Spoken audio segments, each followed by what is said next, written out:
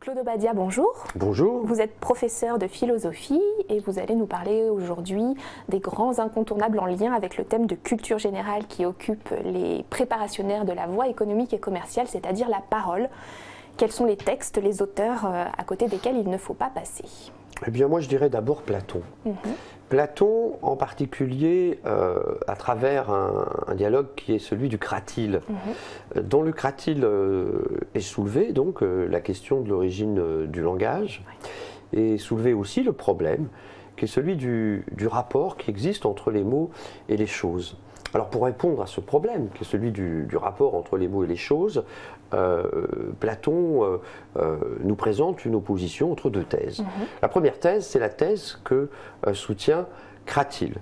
Cette thèse, on peut l'appeler la thèse naturaliste, puisque c'est la thèse selon laquelle il existe entre les mots et les choses qu'il désigne, en fait, un rapport naturel. Un rapport naturel, c'est-à-dire un rapport nécessaire. Il serait nécessaire que tel mot désigne telle chose. Or, on voit bien que cette thèse pose problème, puisque le chien, par exemple, est désigné par le mot chien en France, et qu'il est désigné en Angleterre par le mot dog, en Allemagne par le mot Hund, etc., etc. Donc la conception naturaliste en fait, du rapport entre les mots et les choses pose problème, ce dont témoigne la diversité des langues. La deuxième thèse, présentée par Platon, est celle d'Hermogène. Alors la thèse d'Hermogène, c'est la thèse sur laquelle, en fait, entre les mots et les choses, il existe un rapport de convention. La création du langage relèverait donc d'une convention. C'est la thèse du conventionnalisme, selon laquelle c'est sous l'effet d'un accord que les hommes auraient passé, que tel mot désigne telle chose. Alors évidemment, la thèse conventionnaliste paraît plus pertinente que celle qui est défendue par Cratyle, en vertu du problème qu'on a évoqué rapidement, mais la thèse conventionnaliste, on le reverra peut-être notamment autour des textes de Rousseau, la thèse conventionnaliste pose cependant elle aussi problème, puisque il n'est pas facile du tout, et il est même sans doute impossible de rendre compte de façon totalement satisfaisante de la convention originelle qui dut présider à l'invention du langage, pour parler un peu comme Rousseau. Un autre incontournable sur le thème de la parole? Alors justement, je pense qu'ici, on ne peut pas ne pas parler de Rousseau, surtout que nous venons évidemment d'engager la question de l'origine du langage. Pourquoi Rousseau?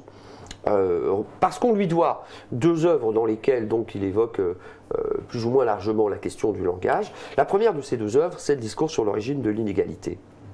Dans le discours sur l'origine de l'inégalité, Rousseau donc, traite la question de l'origine du langage. Cette question de l'origine du langage, pour Rousseau, elle soulève trois difficultés. Première difficulté, c'est celle qui touche la question de savoir quel type de besoin a rendu nécessaire l'invention de la parole. En effet, dans l'état de nature, l'homme, qui n'y a, selon Rousseau, que des besoins très limités, les satisfait sans avoir besoin de communiquer. Doit-on alors imaginer que les langues sont apparues dans le cadre de la famille? Ou bien alors, faut-il imaginer que la parole est liée à la socialisation de l'homme? Autant de questions qui constituent cette première difficulté. Deuxième difficulté, quand bien même, en effet, on admettrait la nécessité du langage, encore faudrait-il pouvoir expliquer comment son institution a été possible. Je cite Rousseau. « Nouvelle difficulté, pire encore que la précédente, car si les hommes ont eu besoin de la parole pour apprendre à penser, ils ont eu bien plus besoin encore de savoir penser pour trouver l'art de la parole. » Fin de citation. Car les faits sont là. Du cri de la nature, arraché dans les occasions pressantes, au langage qu'on appelle le langage articulé, l'espace, selon Rousseau, semble effectivement infini. Troisième difficulté soulevée par Rousseau. Elle touche cette fois-ci au passage des signes naturels que sont les cris ou que sont encore les gestes aux signes institués. Or, ce passage, il présuppose lui aussi une convention. Or, cette convention dut être motivée et requérir pour cela un langage préalable, de sorte, dit Rousseau, je le cite encore, que la parole paraît avoir été fort nécessaire pour établir l'usage de la parole. Pour conclure l'évocation du discours sur l'origine de l'inégalité, on peut peut-être, à titre d'anecdote, souligner que en 1864, à Paris, fut créée la première société de linguistique de Paris. Donc on est à la fin du XIXe siècle. Or, les savants qui composent cette société linguistique de Paris firent inscrire dans les statuts de cette société l'interdiction de débattre de la question de l'origine du langage. Je cite l'article auquel je fais référence. « La société n'admet aucune communication concernant l'origine du langage. » Fin de citation.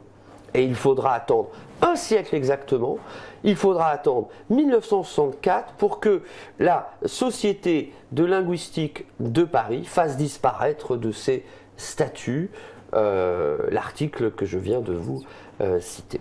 Une dernière référence de Rousseau peut-être encore? Oui, l'essai sur l'origine des langues que Rousseau publie plus tardivement que le discours sur l'origine de l'inégalité. Il le publie en 1780. Ce texte est intéressant parce qu'on y trouve des réflexions tout à fait passionnantes concernant, encore une fois, la question de l'origine des langues.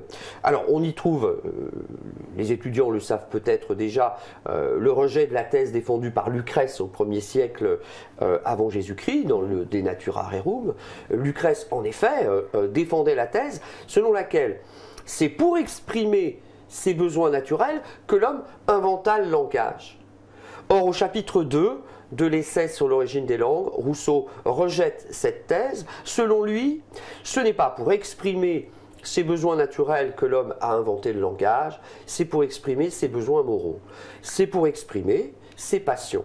Car il serait absurde, je cite Rousseau, que de la cause qui les écarte, il pense aux besoins naturels, vint le moyen qui les unit, c'est-à-dire le langage. C'est donc bien pour exprimer des passions, et c'est donc bien dans l'ordre même de la constitution des sociétés humaines que apparut le langage. Il est de convention de remercier son invité, alors merci à vous Claude Obadia. Merci de votre attention.